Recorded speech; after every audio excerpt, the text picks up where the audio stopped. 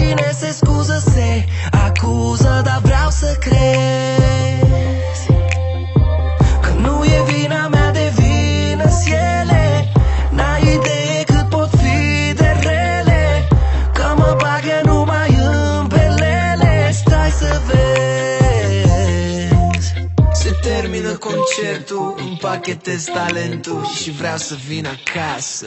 Dar nu mă lasă fanele, nu mă lasă fanele.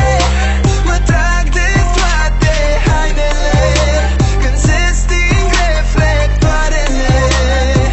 Dar ce mă fac cu fanele, că nu mă lasă fanele. Le văd, mă trec frisoanele, m-ar dezbrăca de toate hainele. Nu-i deloc așa ușor cum pare, să știi că aseară una dintre fane mi-a mușcat buza de supărare. Eu ce să fac? Ele mă ating și nu-ți convine, doar tu ai voie să pui mâna pe mine. Eu le zic, dar nu mă aude nimeni, e complicat.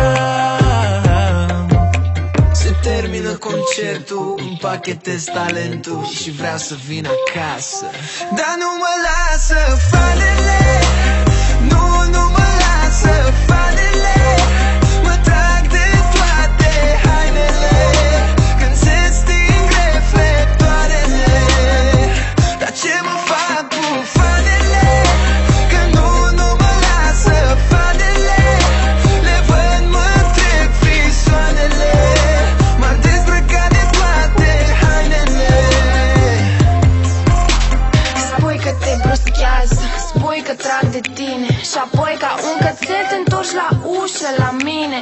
Fă-ți bagajele, te rog frumos să ieși. În seara asta, mă băiete, o să dorm pe fresh.